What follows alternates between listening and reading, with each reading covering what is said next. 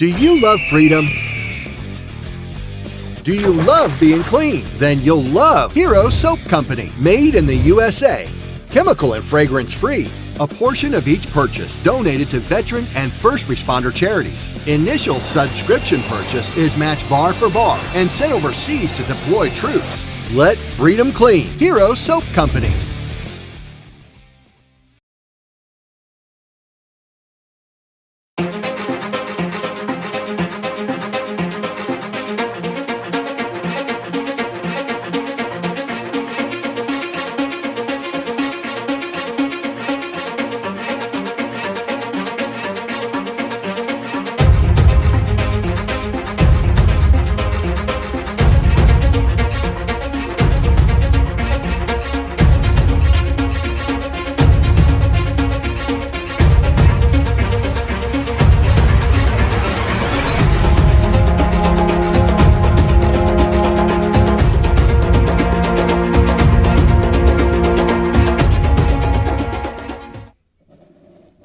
Welcome back to Forbidden Knowledge News. I'm your host, Chris Matthew.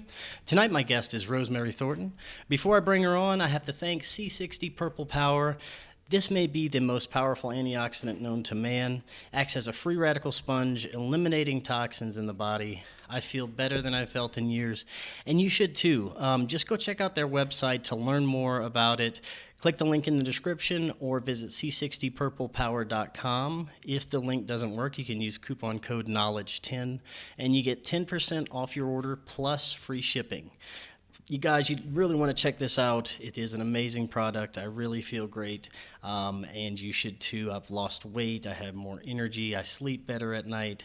It is an amazing product. Also, subscribe to Forbidden Knowledge News on lbry.tv. It's our official backup channel. We're always available on all popular podcast platforms. And check out our new show, Beyond Classified. It's exclusively on Rokfin.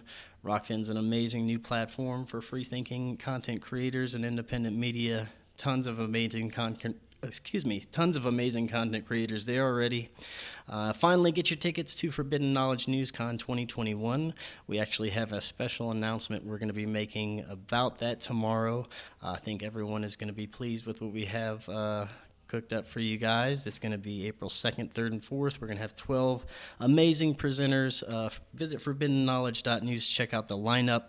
But again, tomorrow we're going to have an update and special announcement about the conference. Tonight I want to welcome back to the show Rosemary Thornton. For 20 years, she enjoyed a national reputation as an expert on old houses. She is the author of 9 books. She has been featured on everything from PBS's History Detectives to BBC Radio. In 2016, her husband committed suicide, and 2 years later, she was diagnosed with a life-threatening illness. After a routine medical procedure, she bled to death. In heaven, she was told that if she agreed to return to Earth, she'd be restored to wholeness. Subsequently, medical tests affirmed that not only had the disease disappeared, but she was also healed of the crippling grief. Rosemary, welcome back. How are you doing tonight? Fine. Thank you for having me. Yes, welcome back. Last time you were on, I remember we barely were able to scratch the surface of your experiences and everything that happened around it. You had a very fascinating and unique near-death experience, and I really want to dig deeper into that. Not only that, but the hidden reality that exists around us at all times. First, it's been a while since you've been on, and for those that really aren't familiar with you or your story, could you give us a brief recap about your background and what led up to this experience for you, for us? A brief recap. Well, as brief as we can make it, because we have time. We have all the time in the world. Okay. Well, in 2006, I met and soon thereafter married what I thought was the love of my life. I really thought he was the answer to a lifetime of prayer. He was an attorney. I was a writer. We're both wordsmiths. And at the time, I had a pretty good writing career. I had written 9 books on predominantly architectural history. So I traveled quite a bit, and that was an awful lot of fun to travel, give lectures, do architectural surveys for communities. And then pretty much out of the blue, he came home for lunch one day and put a Glock in his mouth and ended his life. And he did it at our home. And as a sensitive soul, a writer, an empath, to say I was devastated is an understatement. And I've just finished writing my book, which I hope will be out in about 6 to 8 weeks. But the title is Remembering the Light, How Dying Saved My Life. And that is, in a nutshell, the story, the fact of what happened.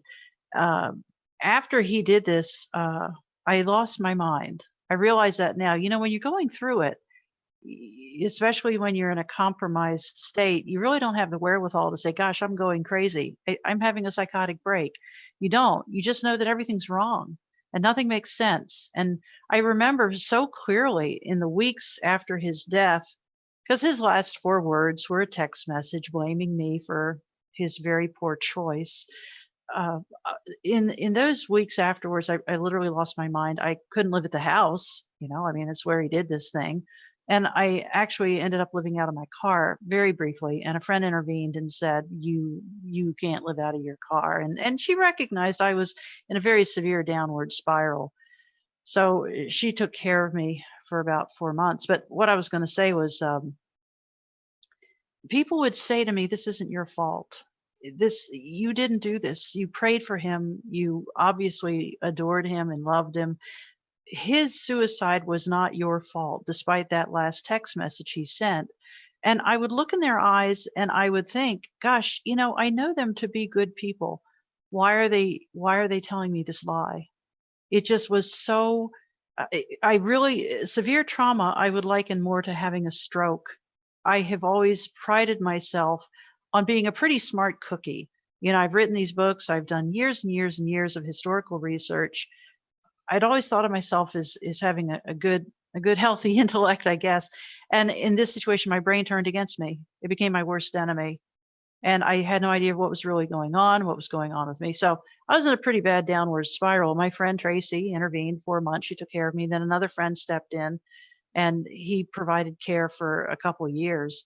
I mean, one example of this, I remember about a year and a half out, I tried to make a cake from one of those box recipes that's, powder and you add eggs and oil and water. And I got so frustrated, I threw the box down and I said to my friend, I have no idea what these directions are telling me.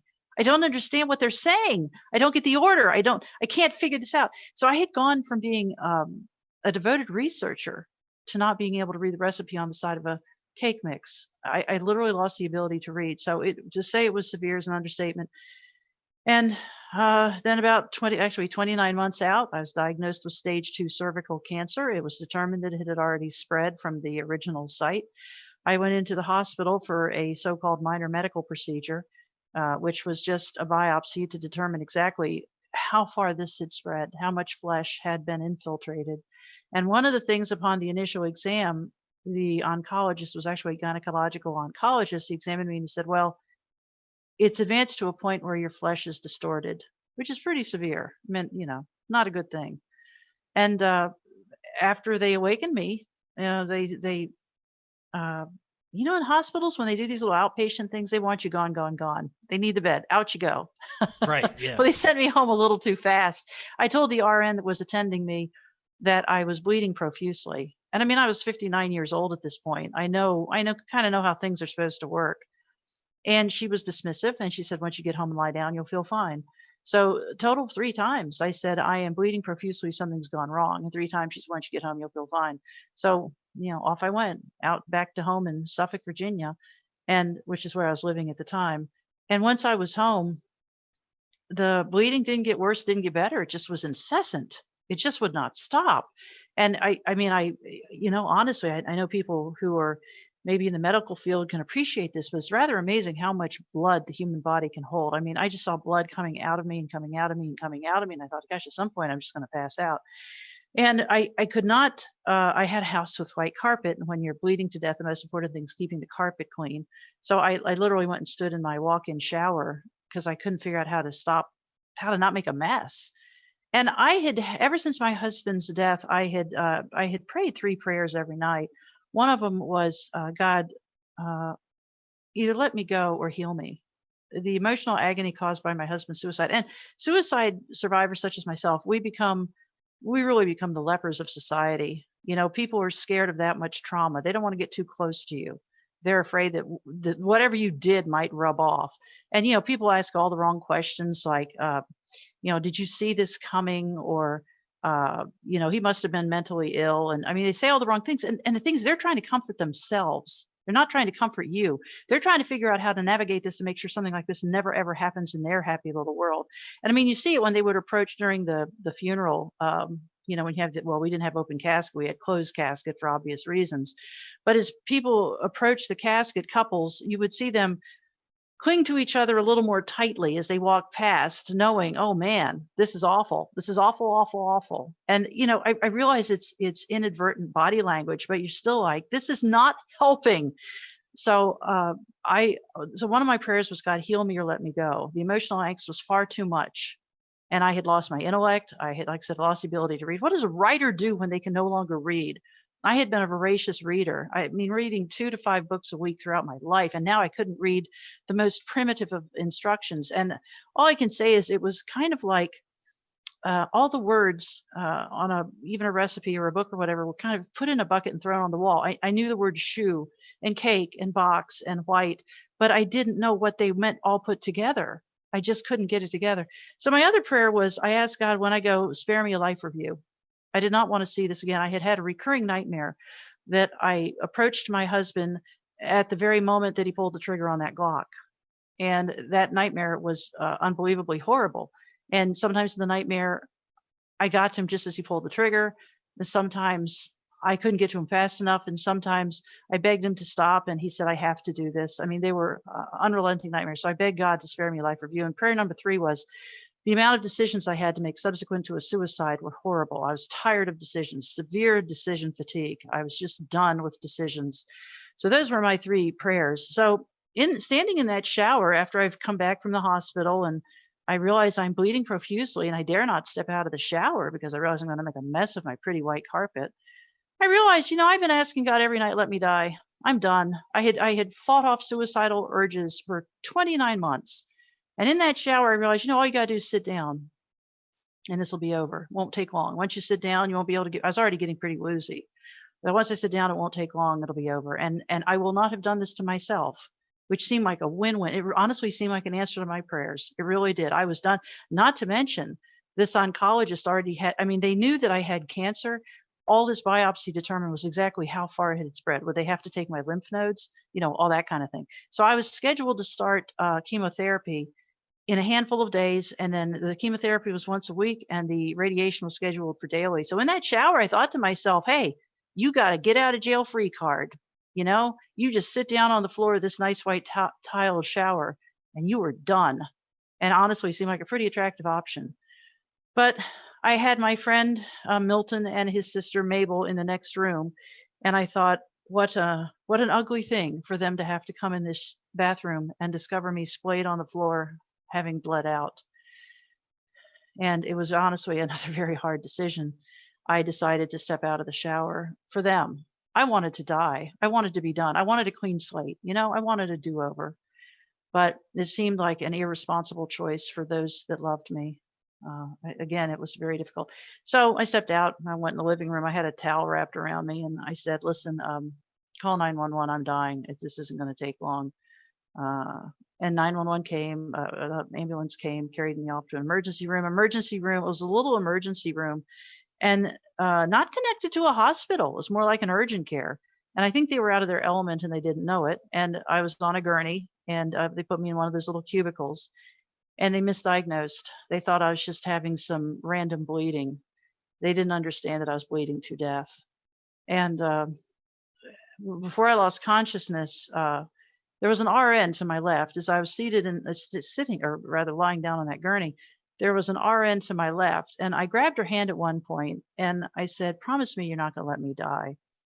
Because there is something about bleeding to death that gives, while it's kind of painless, I guess, physically, there is a great deal of anxiety because now your blood your brain is not on full operational power, and the anxiety was profound. And honestly, there kind of came a point when I realized, I don't think I'm going to survive this. And that's when the anxiety went away. When you realize I'm not getting out of it. My prayers have been answered. So anyway, this RN grabbed me. I grabbed her hand. She held my hand. She squeezed it, and she said, "Oh, honey, we have many solutions for this. We're not going to let you die." And then they gave me Dilaudid, which, by the way, is contraindicated for plunging blood pressure. But between that and the tremendous loss of blood, I passed out pretty quickly, and that was my last my last memory of time on Earth.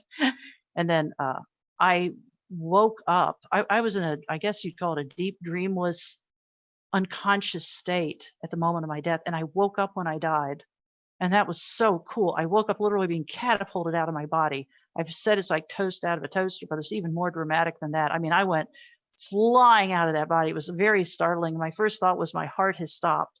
Oh, wow. How do I know that? I thought, I don't know how I know that, but I know that's right. My heart has stopped. And then I thought, wow, I'm dying. And then being, the good grammarian, I said, actually, you're not dying, you're dead. Because when you're going on to your reward, the most important thing is to correct your tense. And that made me laugh out loud, that here I am. I knew I was dying. I mean, there's no doubt. I had the greatest knowing I've ever had of anything. And I heard myself giggle. And I thought, wow, I don't have breath sounds. I'm pretty sure I left the lungs and the vocal cords back on that gurney in that ER. And yet everything that I am is still here. My macabre sense of humor, my goofy giggle, my voice, I sound just like I sound now.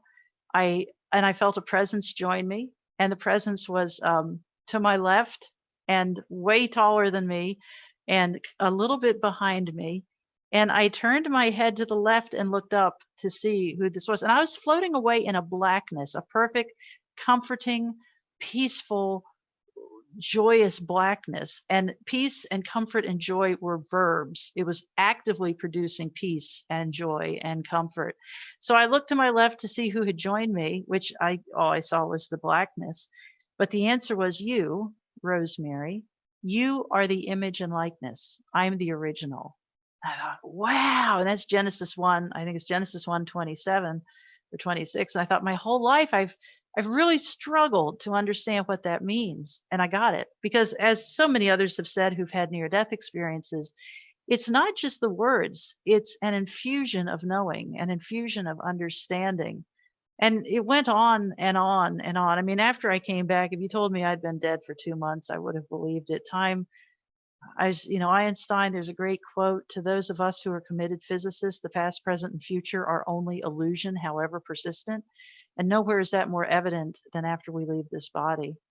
So this went on and on for some time. I thought about the Bible verse, the peace that passeth all understanding. I thought, this is what Paul was talking about. This is perfect peace. And I thought it really was like, I used to do ham radio, and it really was like I had been operating my whole life at 60 amps, and now I was at 100,000 amps. It was like my intellect had been supercharged, and I could understand things, I could see things, I could know things. And I was ultimately taken to a white room. And in this white room, I was surrounded by what seemed like a very, very, very fine mist, almost like a vapor or a fog. And I marveled at it. And it was, the room was illuminated from within. It was the most perfect white imaginable. And these little bits of droplets, these tiny droplets, smaller than a droplet of vapor, were swirling around me actively, as though each one had life, Now, as each one had its own identity. were you able to see yourself at all? I am so disappointed. I never looked at hands or Ah, feet. In that white room, I saw a door at the far end of the room, and I remember thinking, I don't know if I have feet or legs, but I know that I know what that door is. I mean, I spent my whole life reading about near-death experiences. I've always found them captivating, and I thought, I don't know how I'm moving, but I know if I focus on that door with intention, I will get there. And I did. I moved quickly across the room to the door. But in this room, I tried to focus on on an individual droplet. And I know that sounds nuts, but the angel that was with me said, you can't see what they are because you have not acclimated to this new environment yet. But they are, these tiny particles are particles of light. And and they are each alive. That's the only word I can find. But they were doing this dance around me, and I came to this door, and I knew what the door was. It was the point at which I cross over, and I was ready. I had zero doubt. There was no wanting to go back. No thought. In fact, one of my thoughts was, and I find this very interesting. One of my thoughts was, it's over. I got early release for good behavior, 59 years and change, and I'm getting out. And I thought, I didn't do this to myself. My children will not have to live with the horror of their mother killing herself. My friends won't say, "What could I have done?" Nobody will know the horror that I had known from my husband's suicide. And I find it pretty intriguing that even in death, even in being of all the negativity and the sadness and the guilt and the grief and all the negative things that we have in the human experience were gone. All I knew was peace and joy and love. His death was still a memory that was with me in that. And I remember thinking, I got out of this clean, this was somebody else's mistake and I have been set free. So as I came to this door, I pretty much felt like out of my way. I know what the door is. I know the door is crossing the Rubicon. The door is the point of no return. And I paused at the door and I said, is this the divine will for my life that a medical mistake takes me out? It seemed like rather a ignominious end for a life where I just tried to be faithful and good and pure and love my neighbor as myself and do all the right things. So the answer was no. This is not the plan, but whatever you decide, you go with all God's love and blessings and mercy and care and grace. And I thought, I'll take that deal. I want out. I'm done. And as I put my right hand up to push through this door. I was a little miffed that the door was closed. I put my right hand up to push through this door. Still pretty interested by the fact, right-handed on earth, right-handed in heaven. And as I did, I had a vision of that RN that had promised me she wasn't going to let me die. And it was a very intense vision. And I saw her sitting in a hospital supply room surrounded by, paper supplies and other products one finds in such a facility. And she was sitting on a little metal stool, leaning forward with her head in her hands, sobbing uncontrollably. And she said, I promised that woman I wasn't going to let her die. And I lost her. I was like, oh man, that hurts. And then I thought, well, you know what? She's an RN. She's seen people die. She'll get over it. And then it ramped up. It wasn't just that I was witnessing this sorrow. I felt it. And I know this sounds odd, but I felt it in my solar plexus. I felt it at the center core of my being. And I recognized the grief and the angst and the regret and the sadness is what I had felt in those 29 months after my husband's suicide. And I realized if I can spare one human being that horrible regret and grief and guilt and sadness, I can't do this. I have to go back. And in a millisecond, there was no whoosh, there was no tunnel, there was no going, funny sounds, there was no melodic chimes. I was back on that gurney, literally felt like less than a millisecond. And now there were lots and lots of people in that little ER cubicle. And I remember the nurse, I opened my eyes and the nurse said, what is your name? And I said, Rosemary. And what year is it? 2018. And where are you? And I said some crummy excuse for an ER. So they were satisfied at that point that I had not suffered a cognitive decline. And later I learned that I had been dead for more than 10 minutes, no heartbeat, no blood pressure, no pulse for more than 10 minutes. And the risky thing about bringing back somebody like that is you don't know what you're bringing back. You don't know. I mean, the belief is 3 minutes without oxygen and the brain is mush. And the interesting thing I also learned, I've learned a lot, you can't do CPR on somebody who's bled to death because with every chest compression, you just push out more blood. So it's really the three things that have to happen. They have to plug the leak, they have to refill the tank, and then they have to restart the heart. And the next day in the hospital, when I was transported by ambulance to a hospital, I was there for several days. But the next morning in the hospital, they affirmed that my heart had stopped, that I had suffered a catastrophic heart attack from blood loss. And I said, how much blood did I lose? I have an analytical mind. I want to know. And they said more than 40%. And I said, well, like 52%, 61%. And they said after 40%, it doesn't matter. Your heart's, in my case, my heart stopped. So when Wow. those first words out of my mouth, my heart has stopped, were right. Wow, that is crazy. Now Oh, I and wanna, oh, I'm sorry, I forgot the punchline. I shouldn't yeah, call it that. go ahead. But yeah, when I was promised, I was told that if I agreed to come back, I'd be healed. And it wasn't that you'd be healed of cancer or that you'd be healed of this or that. I was just told that I would be healed. And when I came back, that grief that had been such a heavy burden on my soul was gone. And ultimately, it took a lot of tests and took some time, but it was affirmed that literally every cell of the cancer was gone. Nothing was there. Now, how long did it take for you to find this out? How long for the test results take to come in? For me, I knew pretty quickly. The thing that had sent me to the doctor, because I'm not a big fan of doctors, the thing that had sent me to the doctor was some significant changes in my body. I had developed fevers that came and went. I developed night sweats. I had some other, female problems. I recognized things weren't working like they were supposed to work.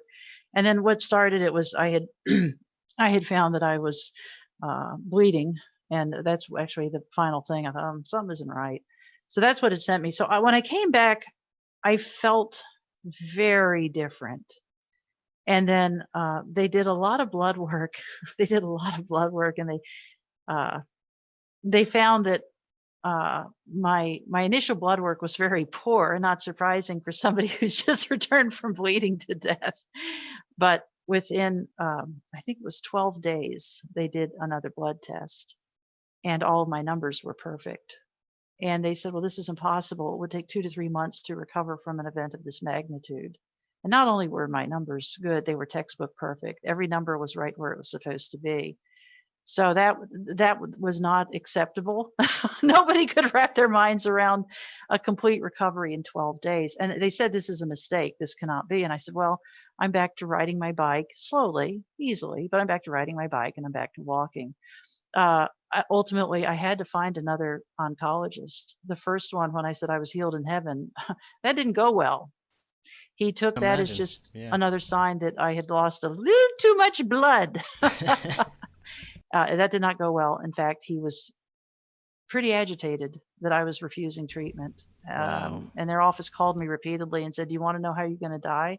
Do you want to know what's going to happen to you now? You're supposed to be here Monday for this chemotherapy. We need you to be here. This is for, we're worried about you.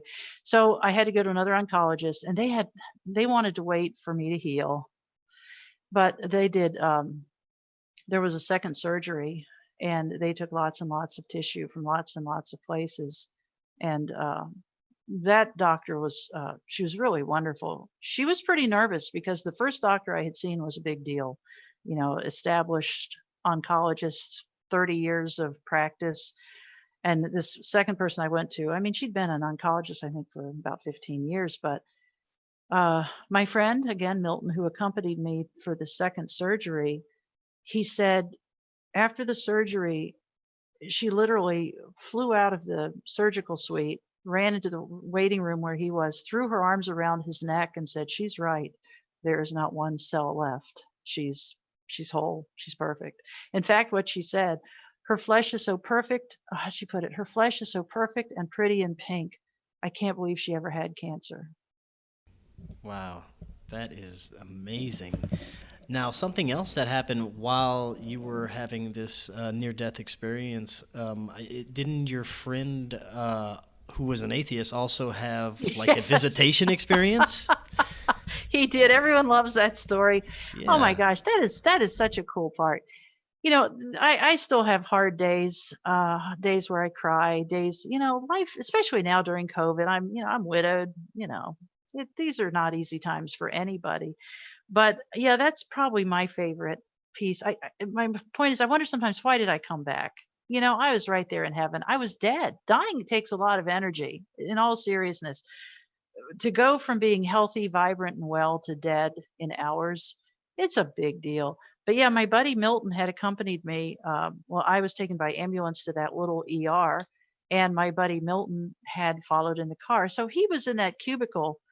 And what they did in that cubicle, I said they made some boo-boos. One of them was, after examining me, they simply stuffed me with some gauze. And what that did is it made things tidier, but it didn't stop the bleeding. So they left. They thought, "Oh, problem solved. Don't see any more of that red stuff anymore." And they left me alone in that room with my buddy Milton. Well, they hooked me up to a blood pressure monitor and a pulse ox on my finger, and they leave. And so Milton is seated at my side there. I'm on the gurney, and I passed out pretty quick after they left from that Dilaudid. Because the thing about Dilaudid, it's a morphine derivative, and it is contraindicated for plunging blood pressure. One of the side effects is lowered blood pressure. And now, so I'm already operating at, a couple pints off full, if not more. And so they give me this powerful drug, and that thing packed a wallop, I'm sure. But anyway, within minutes, Milton said he looked up and he saw my blood pressure was at 32/25. And he was about to stand up and go get the nurse. I mean, that's pretty much dead.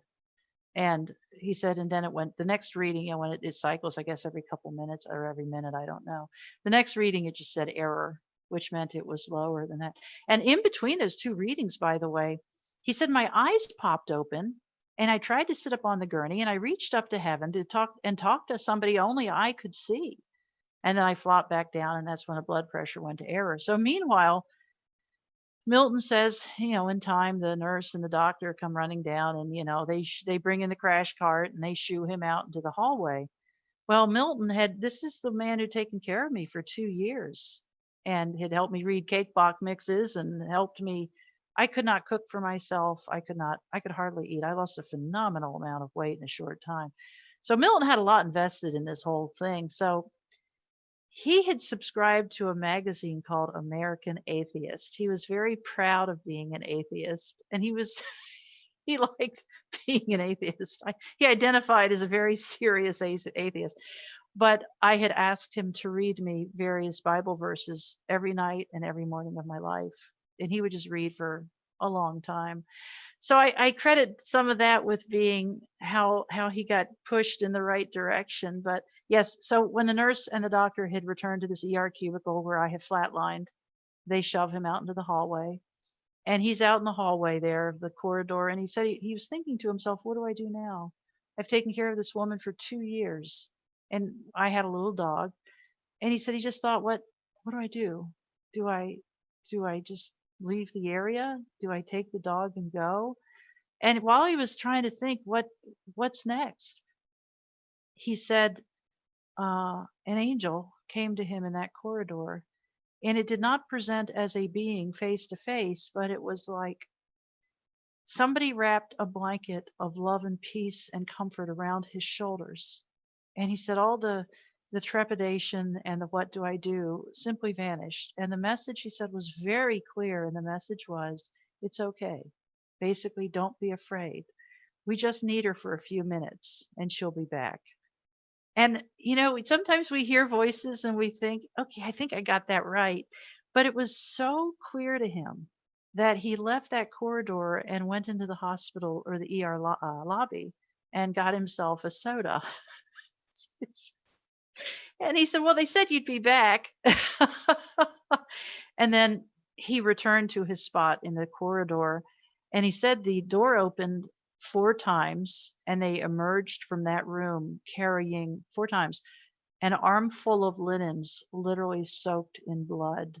So when they had removed that gauze, apparently it made a mess. And yet, despite all that, he was still very clear. Oh, she'll be back. This is going to be taken care of. Now, during And no, go ahead. no, I was just going to say, it wasn't until after I was back from the hospital that I heard the details of this. So I was back home. I guess it was day 5. I was back home, and Milton was at my home with his sister Mabel, and we were seated in my nice spacious den. And I was flopped out on the couch, and Mabel was sitting on a chair in front of me, and Milton was sitting in another chair also in front of me. And Milton shared this story with us about the angel visitant in the hallway at the hospital. And I said, "So, Milton, being a former newspaper reporter, I couldn't resist asking him, what did this do to your belief system?" And he Yeah. said, "It shattered every single thing I've ever believed." And he said, "I guess there is an afterlife. And I guess if there are angels, there is a God. And if there's a God, then there's a lot more to this than I have really appreciated and understood." And he was also a former Vietnam medic, and he understands the mechanics of somebody being dead for 10 minutes from bleeding out is not something you can come back from absent a divine providence. And the absolute capstone of this story is that after he shared this, his sister Mabel became quite emotional. And she said, through tears, she said, "Brother, I've been praying for you for 30 years that you would come to know about God and love." And, I thought to myself, I'm still a little miffed about being back from heaven. But I thought, maybe if that's the only reason I came back, that's a pretty good reason. That's really cool. Now, when you had your experience, did you see any other, like physically see any other beings around you? I know you felt the presence, but did you actually end up seeing them? I'm saddened to report that I didn't. Either I was in that blackness floating, or when I was on my feet in the white room, I very intensely felt their presence. They talked with me. When I was in that hospital, my friends stayed with me, but there were a handful of times that everyone had to go get some rest, or, that had to go get dinner or something.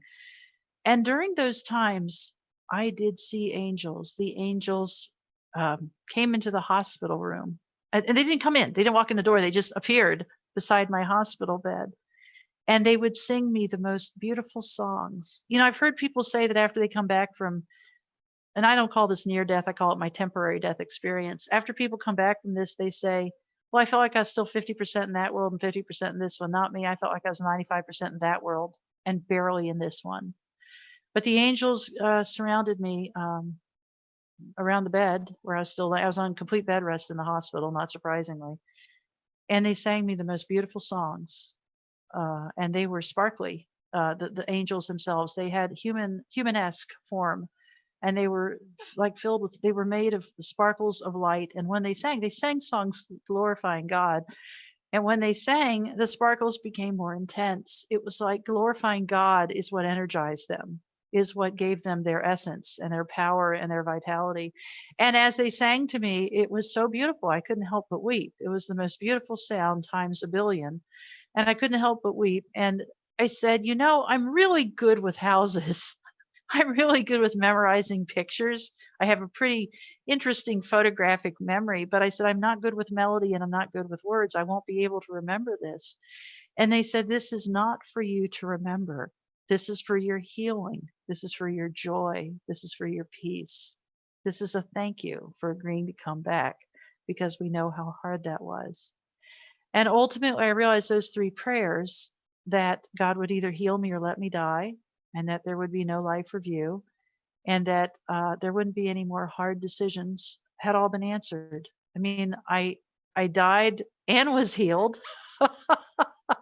Right. An interesting twist. Secondly, there was no life review, for which I was profoundly grateful. And thirdly, I think that that vision of the nurse as I was at the door ready to cross over, I think that was God saying, "Let me help you with this decision. This is not a decision you need to make alone. I can help you." Now, after this experience, do you find that you were kind of more open? You said, right after you felt like you were in two worlds, but do you still feel that way, that you're more open to this kind of metaphysical world?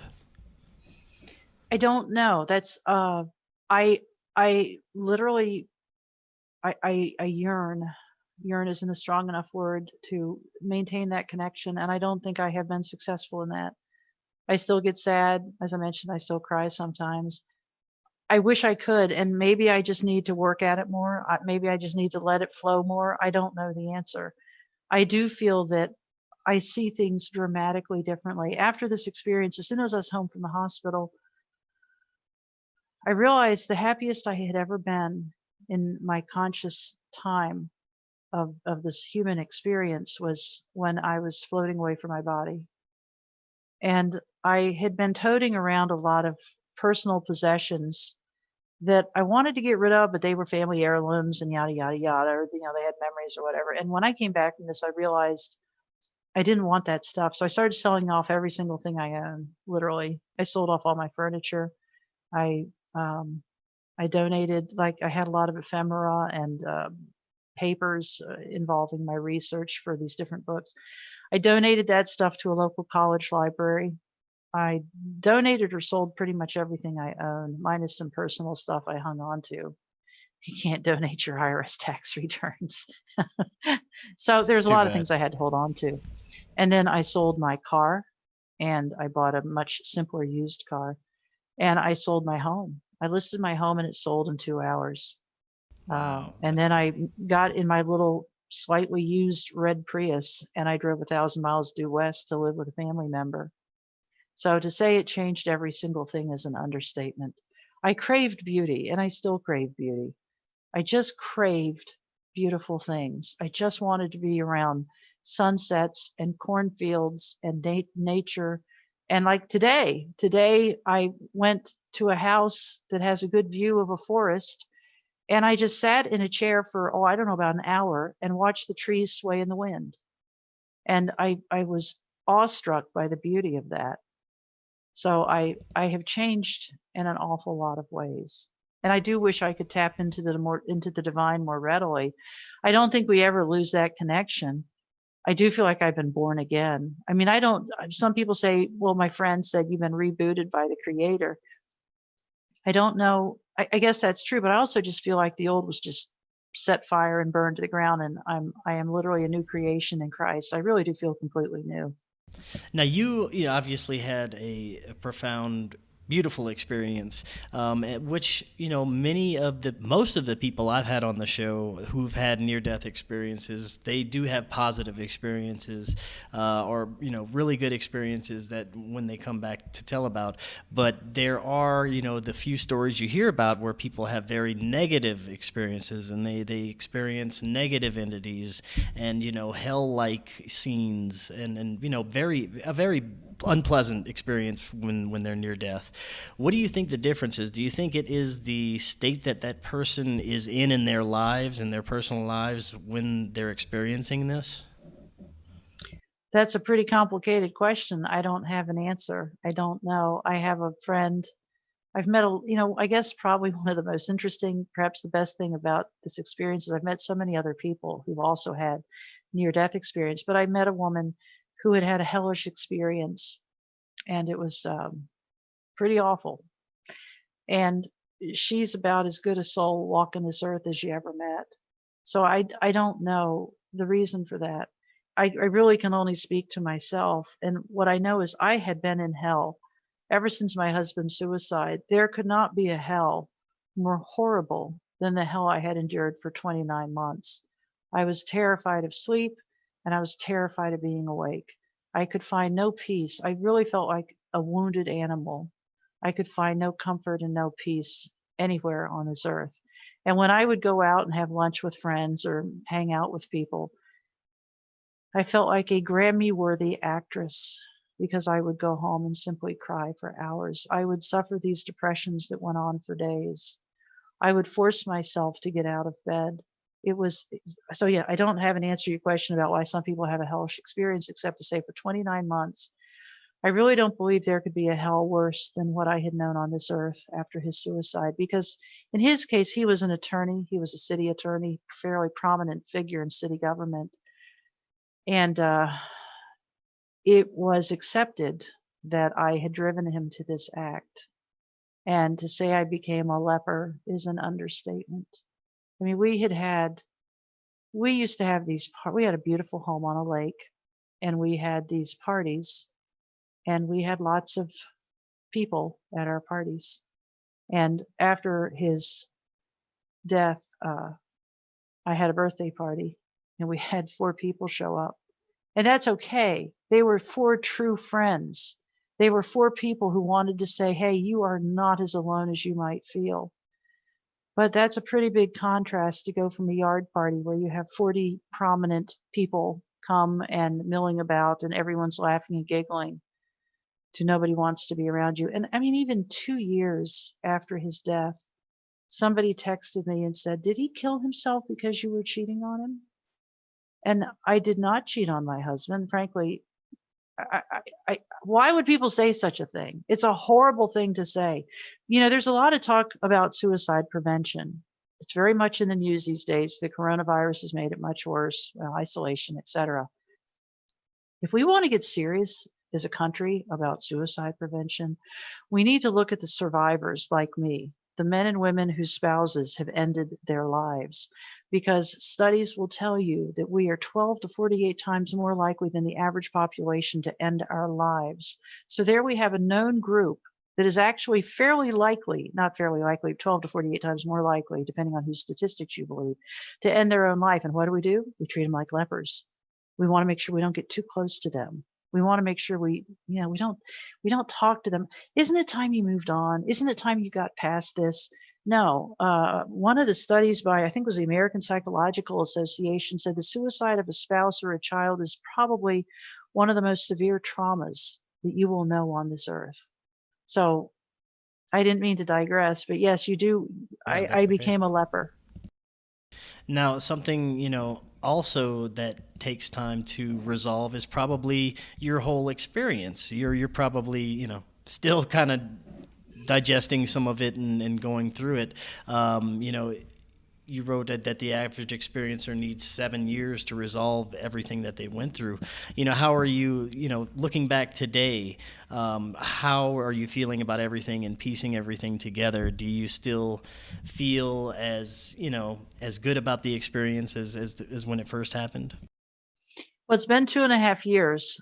One of the things I learned in this experience, when I was floating away in this blackness, I said to the being that was with me, I said, "I've been here before. Like in this experience, in this human 59 years, I've been here in this blackness before."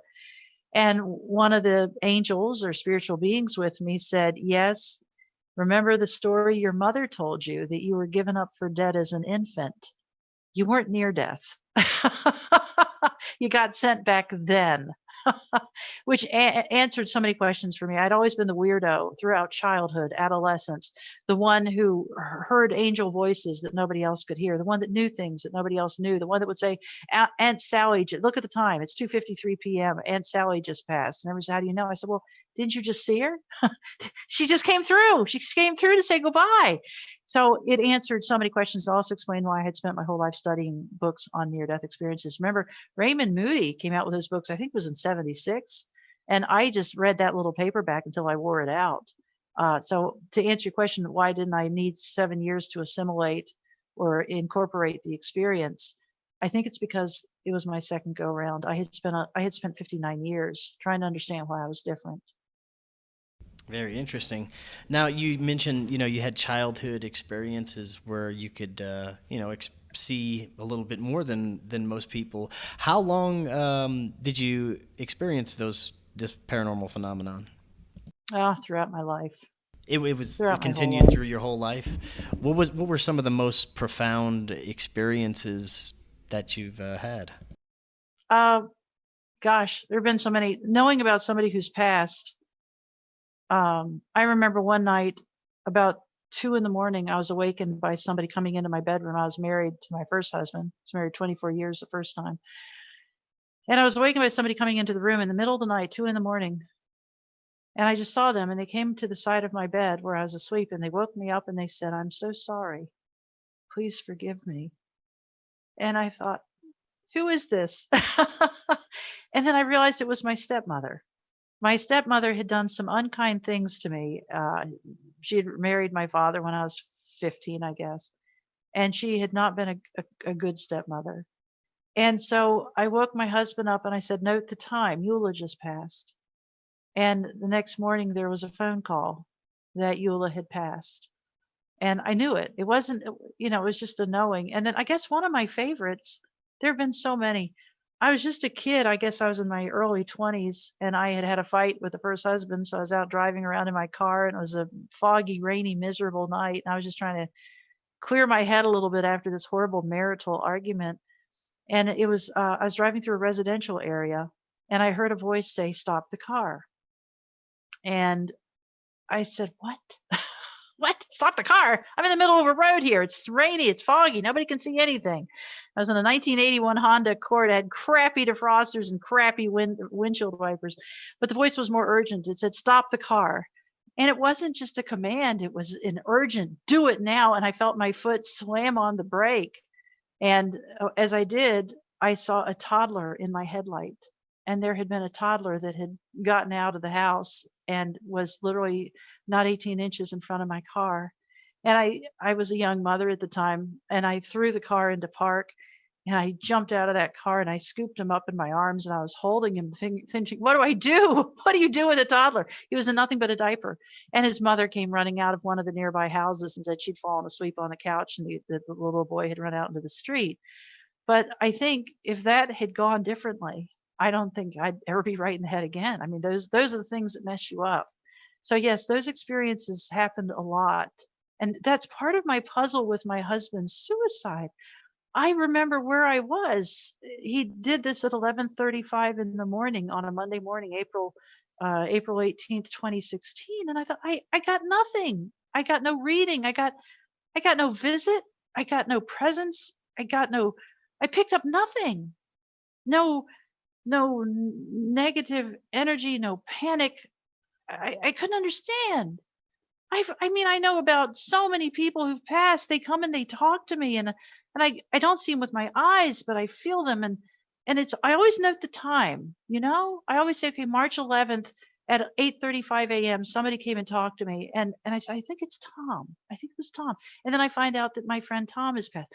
So I had nothing on my husband, the man that I adored, man that I prayed for. Every day, literally morning and at noon at night, I said prayers. I asked the angels to watch over him and keep him safe. I read the 91st Psalm, and instead of saying, "He that dwells in the secret place of the Most High," I put, "Wayne that dwells in the secret place of the Most High shall abide under the shadow of the Almighty." I did everything I could. And so one day I just asked the angel, "How is it that all my life I've been that one that sees people nobody else can see, and I miss my husband?" And what they said was, "I am reading light and love." That's what we read when we feel these things. And his was surrounded um, in darkness. His was not.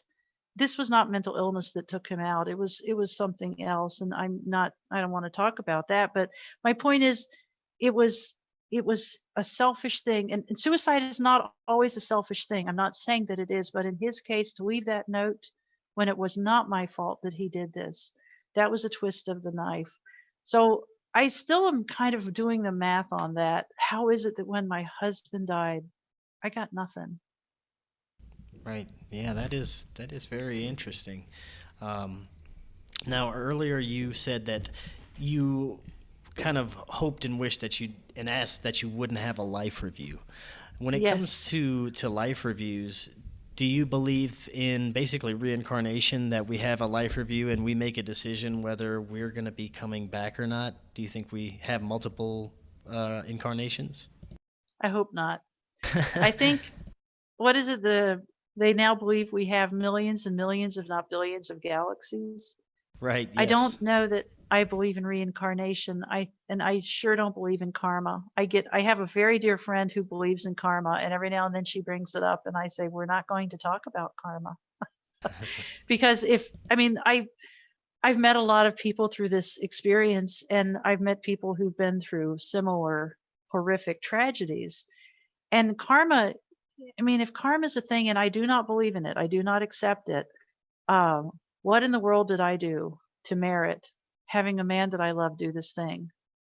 And that's a problem with karma. Is sometimes good, horrible things happen to good people. Yes. And I think karma is another way of making people comfortable in their own life and saying, well, that's not going to happen to me because I'm a good person. Right. And those horrible things aren't going to happen to somebody like me. As far as reincarnation, I ain't coming back to Earth. I don't know if this is my first or my last, but I don't want to believe in reincarnation because it's such a dreary doctrine. And there's stories that the original lost manuscripts of the Bible were supporting reincarnation and got put away because of the patriarchy that didn't want people thinking we'd have a second chance. I do believe it's possible. I know life is eternal. So we were somewhere before we came to Earth, and we go somewhere when we leave. And I guess the one takeaway of all these words I've used is we do survive death. And where do we go? Don't know, but I know that there's an awful lot of peace. I think Earth life is very hard, and I think we get a respite. I think we get a respite and a rest, and I think we go on and do more stuff. And I don't know where. But if there are hundreds of millions of galaxies, it seems to me a rather unoriginal God would say, "Okay, back to the dirt ball, third rock from the sun, you go." Yeah, I would hope so too. That would be a much better experience. And I like how you said, you're really not glad to be back, but you're gonna make the best of being back Right. here.